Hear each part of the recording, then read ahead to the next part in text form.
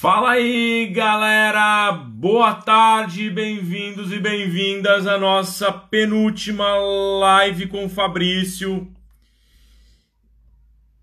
E eu de convidar o meu super camarada, amigaço de altas ideias, Stephanie, que tá num fuso tinho, né, velho? E aí, como é que tá, meu? Maravilha! E aí, galera? Belezinha, cara? Primeiro, obrigado pela disponibilidade aí para conversar, mesmo nesse contexto. Eu tô super feliz de poder falar contigo nesse momento, nessa sequência. É uma das formas mais fáceis que a gente tem de ajudar gente boa, né? De modo digital, online. Pô, Pra gente não prazer. perder mais tempo, então, cara, eu quero demais te aproveitar nessa tarde de hoje. Começa se apresentando pra galera aí, meu. Tá, primeiro aí, prazer tá aí participando na live.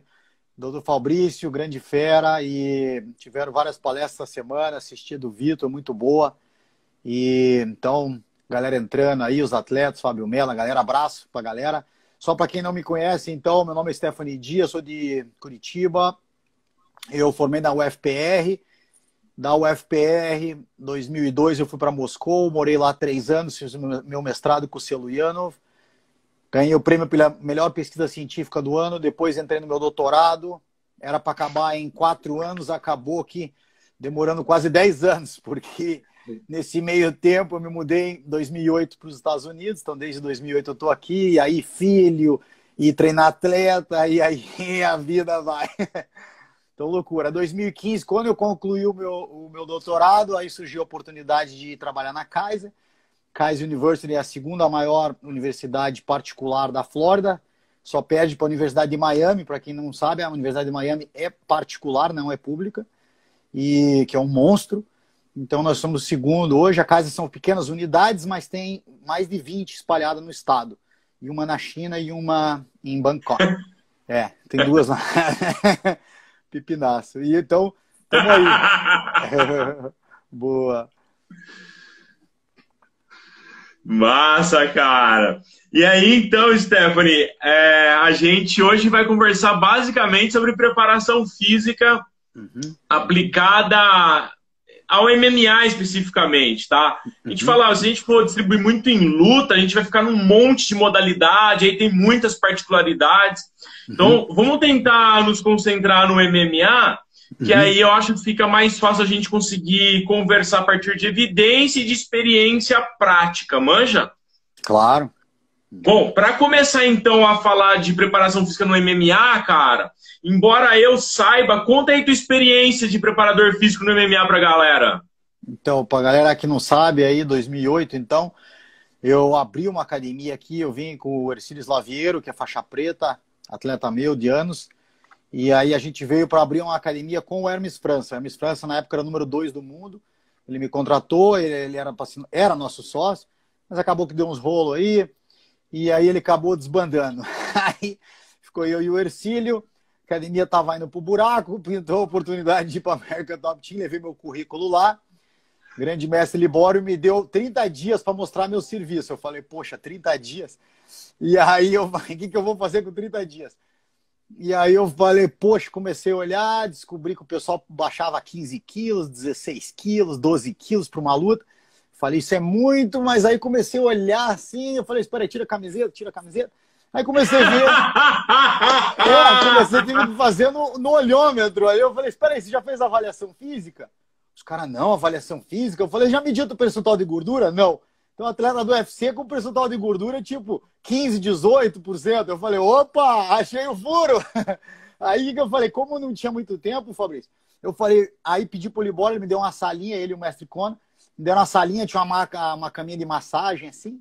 E aí eu entrava cedo, a academia, tipo, os atletas chegavam às 10, eu entrava às 9 e ficava lá das 9 da manhã às 9 da noite, a academia. Eu tirava um cochilo de tarde lá nessa caminha e ficava o dia inteiro na academia. Eu falei, eu quero esse emprego, vou ralar aqui. Aí, então, eu fiz o quê? Em um mês, eu fiz 40 avaliações físicas nos melhores atletas que tinham na equipe, mesmo quem não treinava comigo, independente. Eu falei, pô, pelo menos vou mostrar serviço. Aí, imprimia para cada um, levava para casa, imprimia, trazia com a logo da TT, tudo. Flexibilidade, preensão manual, dinamômetro, percentual de gordura, mais importante. E aí que eu comecei a ver os furos ali que tinha.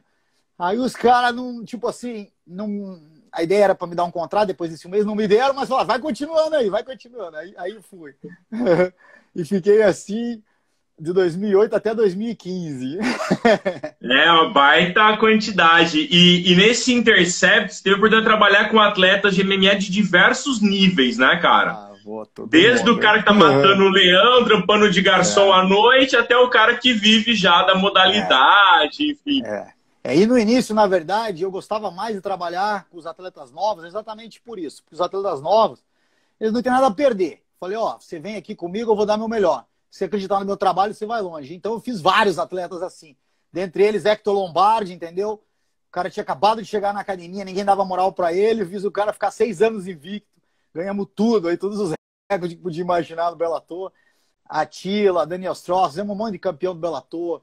E ajudei uma galera. Mike Brown fez o atleta campeão do WEC pela American Top Team, quando ele bateu no Ryan Faber, entendeu? Então nós conseguimos aí nesse trabalho. Então é melhor pegar uns caras novos. Eu, particularmente, gostava muito de pegar o pessoal novo e formar o atleta, sabe? Então, escola russa mesmo, você forma o atleta, ele não tem vício, porque às vezes você pega um atleta já mais escolado, o cara vem cheio de vício, você tem que refazer tudo. Então é um problema. Massa, bom.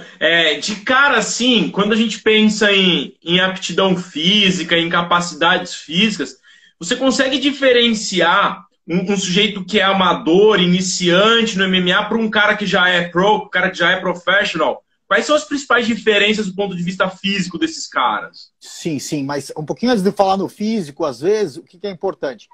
É a galera prestar atenção no técnico, tá? Eu quero só dar essa ênfase. Claro, por favor, fica à vontade. O Vitor falando por quê? Às vezes o pessoal quer dar ênfase muito no físico e não tem o nível técnico. Eu vejo isso muito lado, principalmente dos americanos, tá? Os americanos, eles dão uma ênfase no físico monstra, assim. Então é muita preparação física. E o lado técnico acaba deixando a desejar, tá? Então, o jiu-jitsu brasileiro, que vem do jiu-jitsu ou que vem do Muay Thai, aí ele já é muito específico e aí também deixa pecar para o lado da preparação física. Então a gente vê os dois extremos. O brasileiro muito técnico, muito especializado na sua arte marcial e pouco na preparação física, pouca ênfase. E o americano já dá muita ênfase na preparação física e pouco na técnica. Então é um trabalho aí que você tem que diferenciar já de início. E para o MMA, o que é legal do MMA, que eu trabalhei todos esses anos aí, que se você conseguir um equilíbrio entre físico e técnico, então você faz grandes coisas, tá? Então é diferente de um esporte que você precisa de muita habilidade, vamos dizer assim, num nível muito preciso, tipo um levantamento olímpico, sabe? Que tem que ser milímetros ali o detalhe.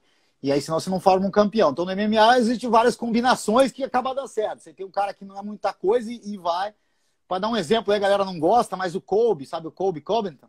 Claro. Eu tava lá quando ele chegou o primeiro sparring dele que ele fez. O primeiro sparring dele ele fez com o Tibal, meu atleta. O Tibal quase matou o Colby. E aí, deu aquela bagunça. Mas ele é um cara que veio muito do wrestling, não tinha mais nada. Mas trabalha duro e chegou a ser campeão interino aí.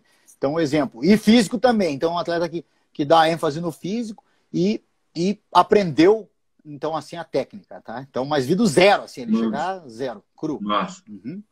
Legal. E aí, quando a gente fala da parte física, você tocou num ponto que é muito importante, que, na minha opinião, é uma vantagem do MMA, que é meio estranho dizer isso, mas parece que ele é mais democrático, porque ele consegue permitir que caras com diferentes perfis de aptidão física e de know-how, de história técnico-tático, consigam se inserir na modalidade. Porque a gente tem diversas combinações. O cara que é melhor em pé, que é um striker mais destacado, um cara que é um grappler melhor. Então, essa multiplicidade de opções é muito legal, mas, ao mesmo tempo, gera um problema gigantesco para o preparador físico. Sim, porque você tem que... Então, isso até é um pouco da aula aqui que eu preparei aqui, que eu queria até falar um pouquinho também depois. É muito importante a periodização, pessoal. Então, eu separei aqui um material, até com o meu computador, até não sei se chegou a ter, claro que eu vi que você estava dando live essa semana toda, mas a gente fez uma aula com o André Brauer, que é o autor do meu livro, e doutor Ricardo Andrade, Sérgio Sérgio Andrade, desculpa, Ricardo Martins, e aí a gente fez uma aula para a Unibrasil quarta-feira, e aí eles colocaram 200 alunos com as salas, transferindo pelos Microsoft Teams, e já deu mais de 1000 visualizações. Está lá a sala sobre periodização, 2 horas que eu fiz, com pergunta e resposta, onde eu fui no detalhe. E uma das vantagens, o André, junto comigo, ele morou na Rússia, a gente teve aula com o Lev Pavlovich Matviev, então, que podemos dizer que é o criador oficial da periodização, da teoria da periodização. Até é bom deixar claro aqui, às vezes o pessoal que lê livro do Tudor Bompa, eu lia muito, o Tudor Bompa, na verdade, ele aprendeu com o Lev Pavlovich Matviev, aprendeu na Rússia, e ele só foi malandro no ponto de fazer o primeiro a publicar em inglês, então ele começou a pegar o mundo antes, tá? Mas não que ele tenha criado nada. Então, tudo que está ali no livro dele, ele aprendeu com os russos e aplicou. E uma das coisas que eu gosto do Matviev, que ele estudava, é com a teoria da adaptação geral de Rensselaer, lá do canadense. Não sei se você lembra, Rensselaer, que tem as 3 fases. Quais seriam essas 3 fases? Então, a fase de alarme. O que é a fase de alarme? É o cara chega no treino, ele tem uma reserva de energia, e aí ele começa a ser estimulado, essa reserva vai baixando. A partir do momento que essa reserva começa a ser baixando, isso gera uma reação no seu organismo. Então, por isso que chama de alarme. Rensselaer chamou como alarme. E o que ele faz? Se esse alarme for muito grande, o atleta pode, em vez de, hora que acabar o treino, começar a recuperar, ele pode levar para uma depressão tão grande que ele não vai estar recuperado para o segundo treino. Isso é muito importante nos esportes de combate, principalmente quando se treina 2 vezes por dia. Tá? Como treino 2 vezes por dia, às vezes não recupera. E eu vejo isso acontecer e vi muitos atletas entrar em overtraining, não os meus atletas, mas como a equipe é tão grande, acaba atletas não tendo comigo, exatamente por isso, porque os caras acham que são jovens, que podem, entendeu? Tem aquela, vamos dizer assim, motivação intrínseca, né, muito grande. Então eles treinam e acabam entrando em overtraining e se machucando. Então o que você tem que fazer? Baseado nisso, deu esse alarme, tem que dar a recuperação. Deu a recuperação, você vai entrar o quê? Na segunda fase do Sanlier, que é a resistência.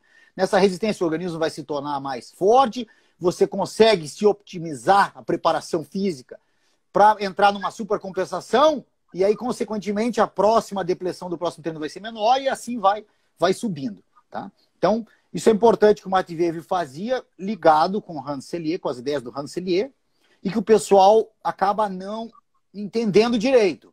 E aí, um detalhe que eu queria falar aqui também, da periodização, que quando a periodização é vista, por exemplo, quando foi traduzida para a língua inglesa, eles acabaram perdendo alguns detalhes. E uma das coisas que eles fizeram, que você deve acompanhar, que eles chamam de periodização linear. Sabe quando fala linear, né?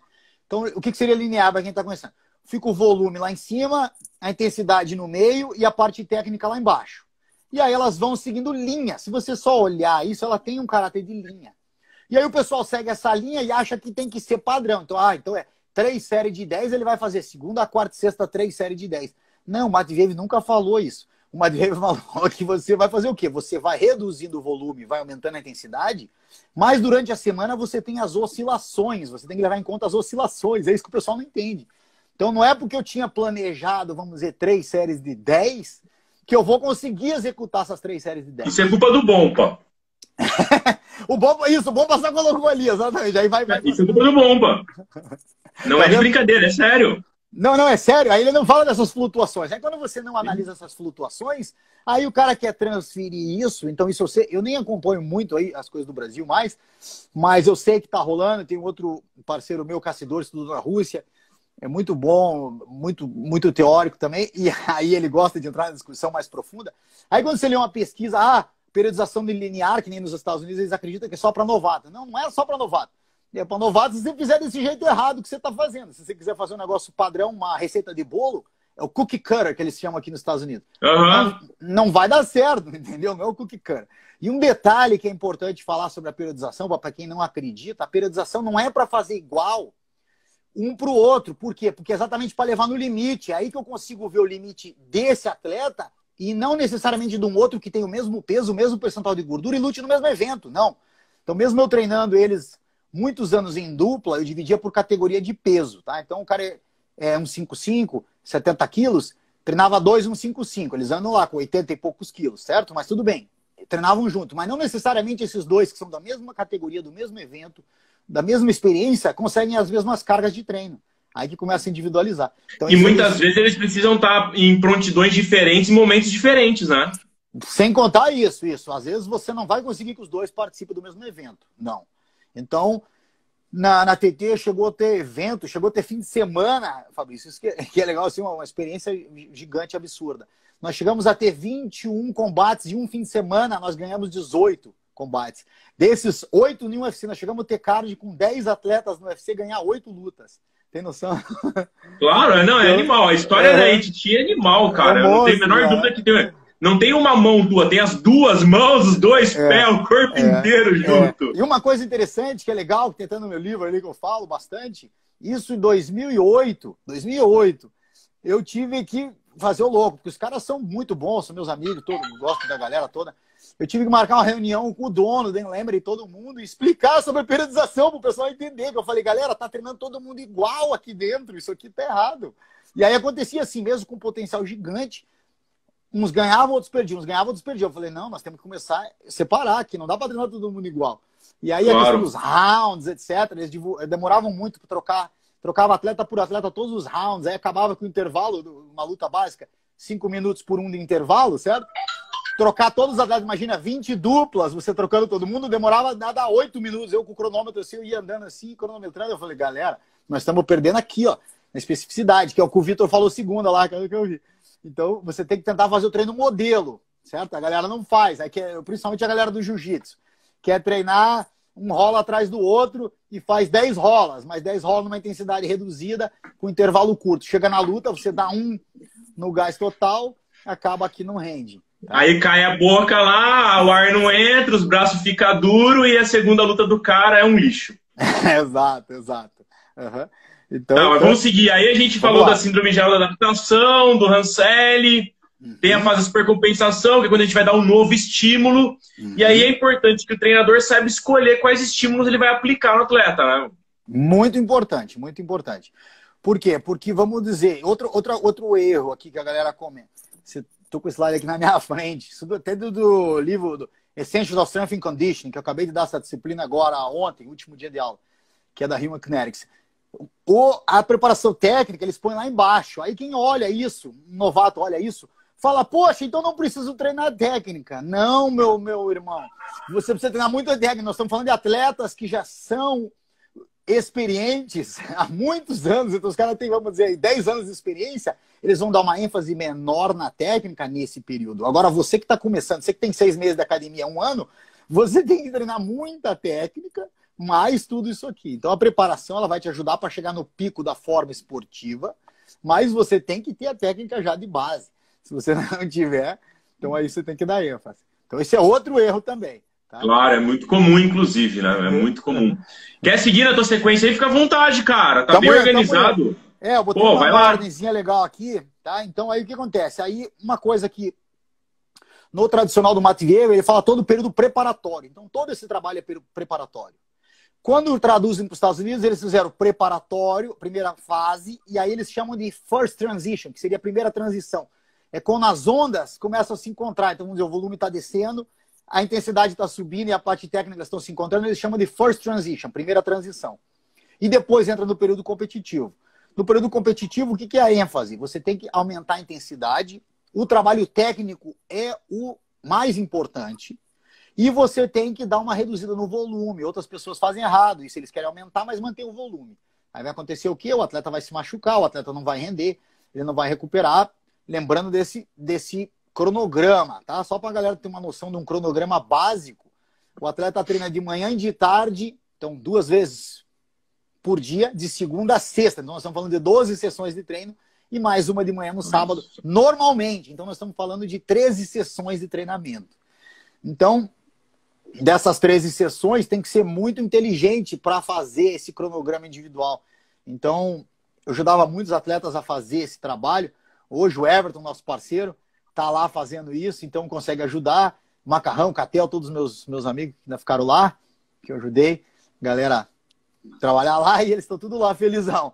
E eles vêm fazendo um trabalho excelente, tá? Por quê? Porque conseguiram entender exatamente isso. Tem que diferenciar, não dá para treinar todo mundo igual, e tem atleta que tem que dar ênfase, não só porque, vamos dizer, dar um exemplo, um atleta que é bom do jiu-jitsu, Gleison Tibau, que é bom do jiu-jitsu, do wrestling, mas tem que aprender o strike. Então eu fui um dos primeiros a botar ele na época.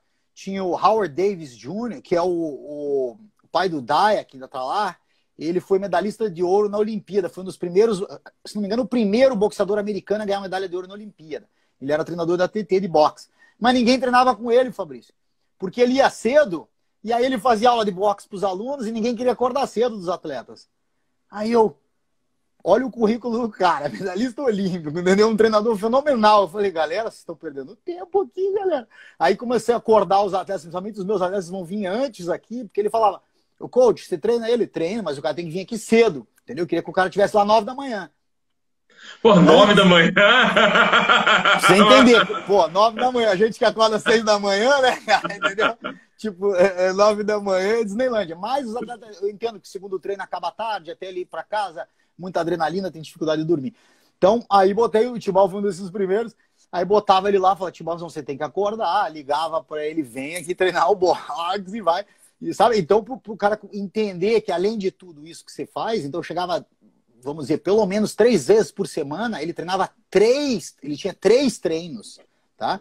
Mas claro que o treino reduzido, então, uma coisa que eu vi também, o Vitor falando, mandou bem, foi da questão do aquecimento. Não é para você que vai fazer 3 treinos, você não vai puxar a parte física no teu treino específico de luta. Não. Eu fazia o Tibau aquecer, pulava uma corda, aquecia fazendo uma sombra, um shadowbox, e ele já caía na aula e fazia meia hora de aula. Ele não podia fazer mais uma aula de uma hora e meia. Você entende? Você não pode fazer 3 sessões de 1h30 e fazendo um pouco de preparação física em cada uma delas.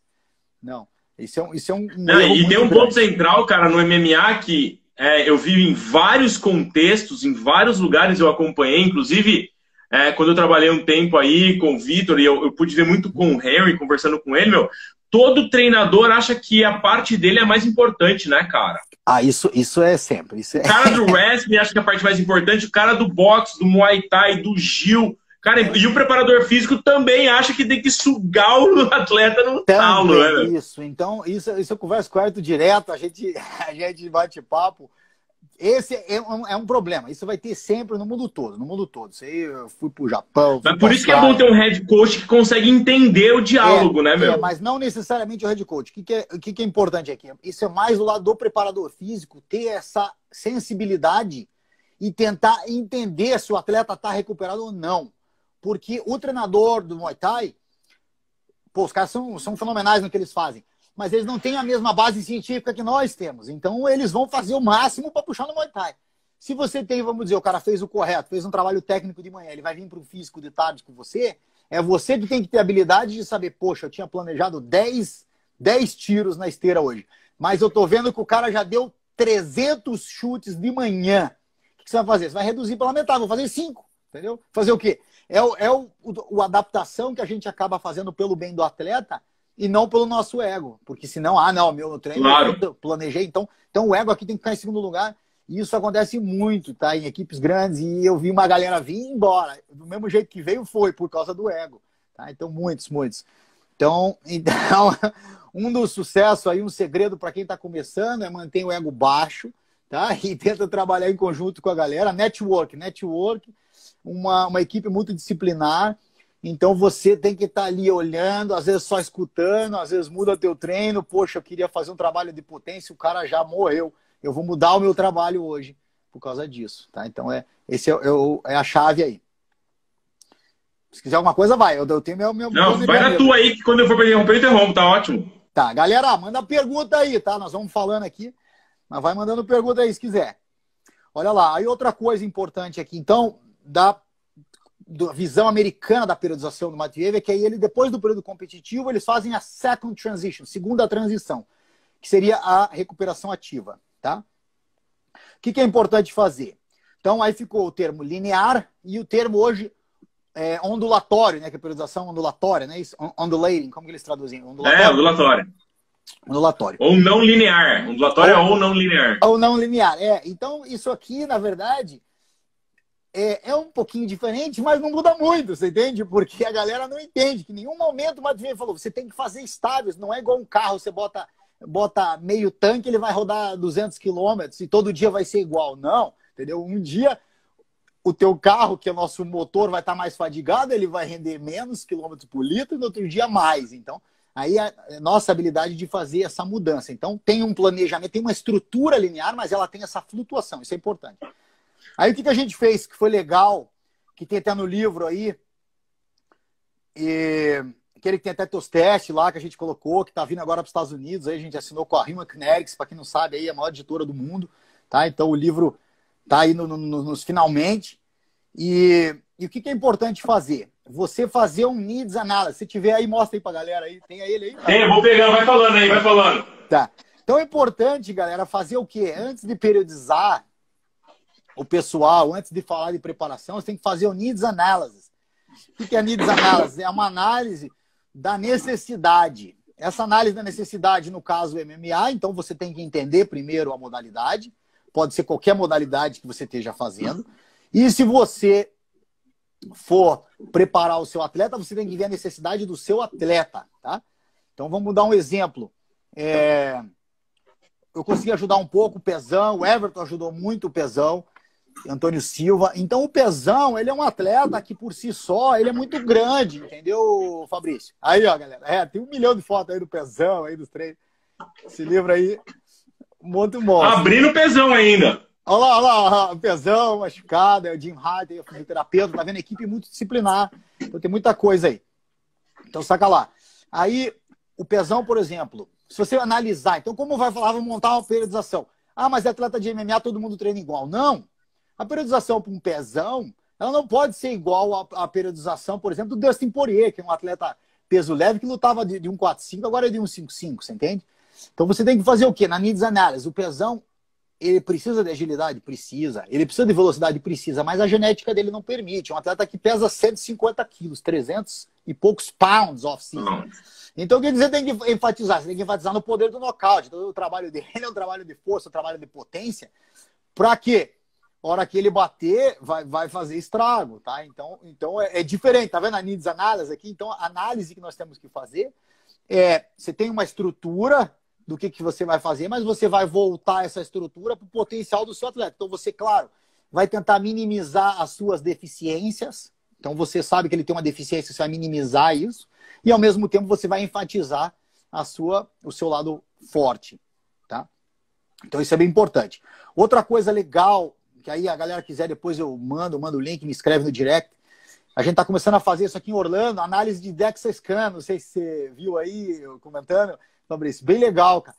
Então, hoje em dia está bem acessível, tem uma empresa chamada DexaFit, tem bastante aqui nos Estados Unidos, e você leva lá o seu atleta, e aí você paga, tipo, hoje está bem barato, mas não vou nem falar, mas depois no direct a gente fala, e aí você faz uma análise de DEXA Scan, e você vê percentual de gordura, massa magra, você vê densidade mineral óssea, então você... E regionalizado, né? E regionalizado. Regionalizado, até com gordura visceral.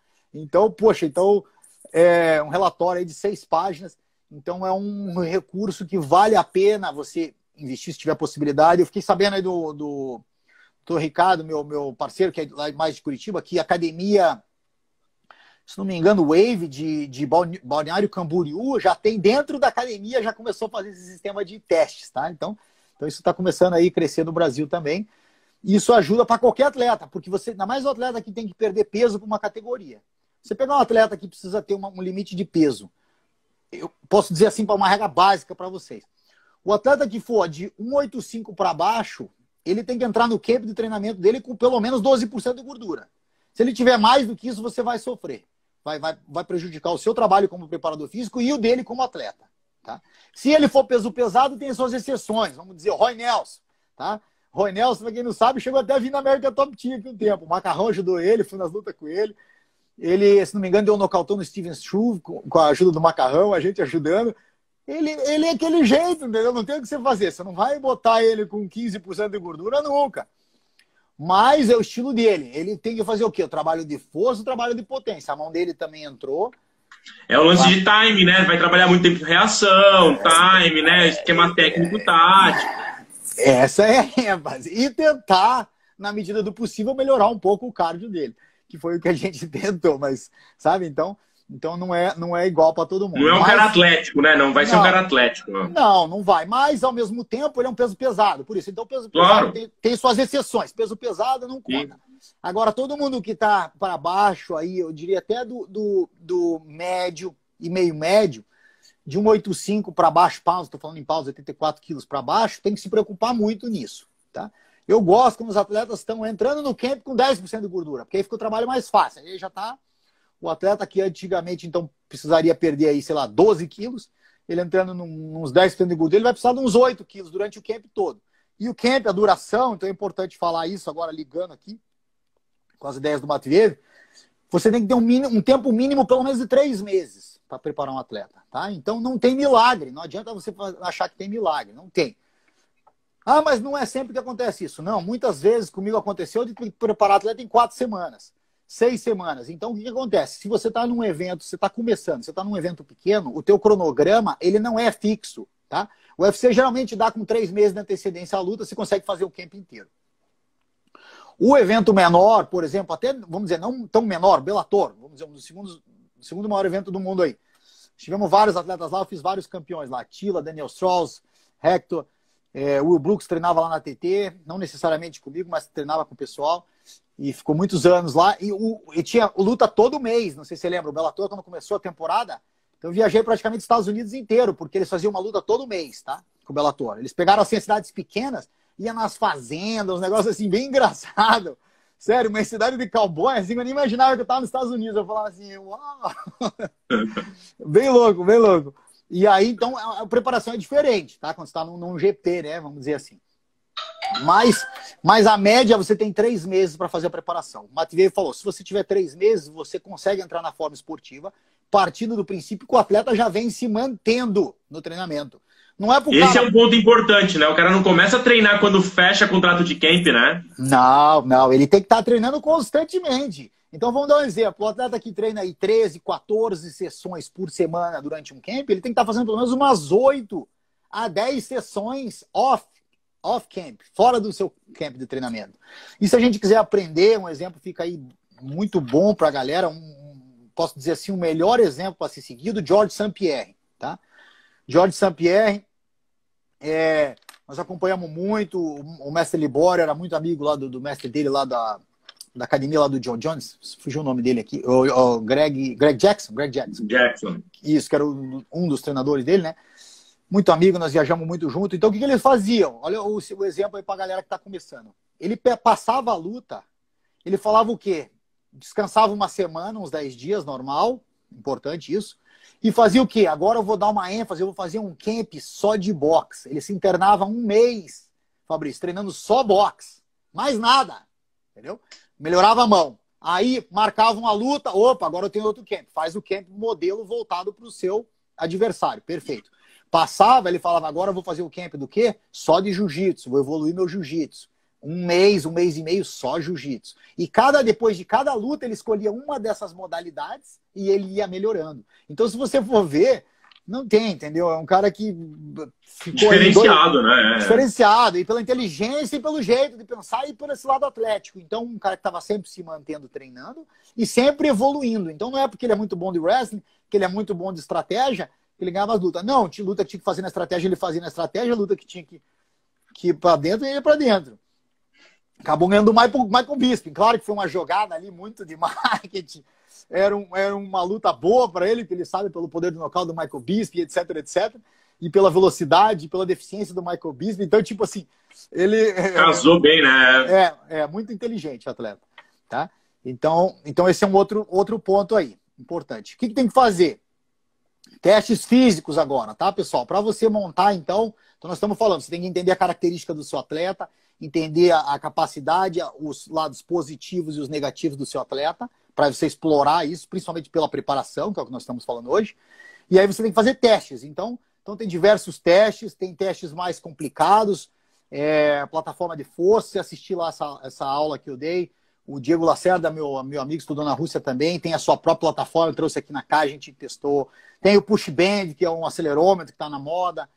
Eu levei até um pouco de Carlos Alves aí do Brasil, de Curitiba, meu parceiro.